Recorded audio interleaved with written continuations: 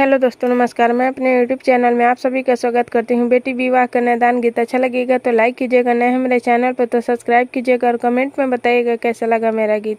Please आप लोग support ज़रूर कीजिएगा। अरे आंगन राउर चमके पापा, बेदी राउर हो गमके। अरे आंगन राउर चमके हो चाचा, बेदी राउर हो गमके। अरे बेदी तर बैठवला हो पापा, बेटी दाना हो कैला। अरे बेदी तर बैठवला हो चाचा, बेटी दाना हो कैला। अरे कहाँ बारिया पन हो आम, कर कन्या हो दाना। अरे कहाँ बारिया पन हो चाची, कर कन्या हो दाना।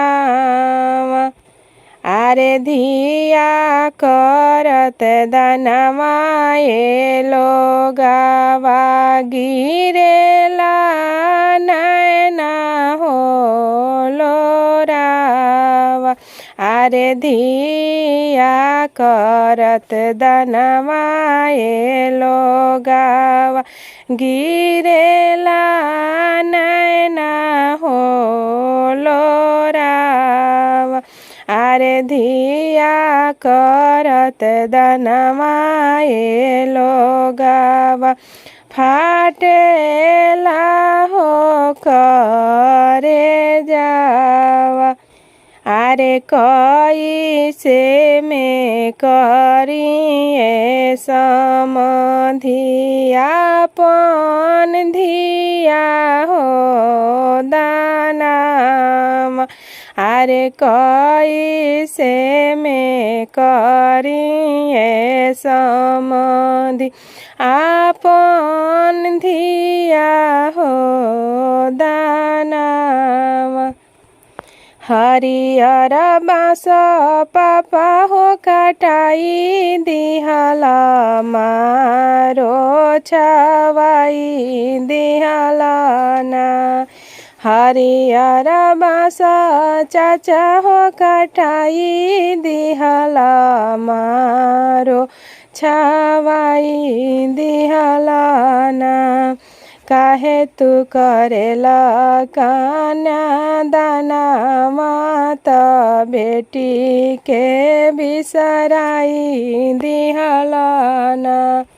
काहे तू करेला कन्यादाना, माता बेटी के बिसराई दिहला ना।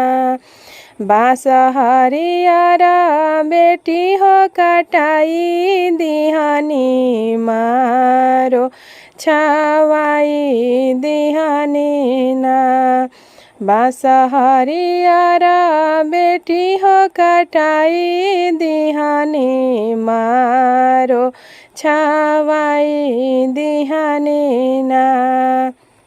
पापा के फरजनी भाई दिहनी, तोहरा के बिसराई दिहनी ना। चाचा के फरजनी भाई दिहनी, तोहरा के बिसराई दिहनी ना। धनवा ऐसन भैया हो छिटी दिहला, बहिनी के तेजी दिहला ना।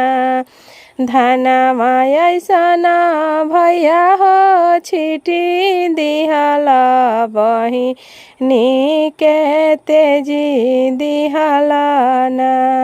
हाथवा धरा के बहनोइया के ससुरा तू भेजतारना। हाथवा धरा के बहनोइया के ससुरा तू भेजतारना।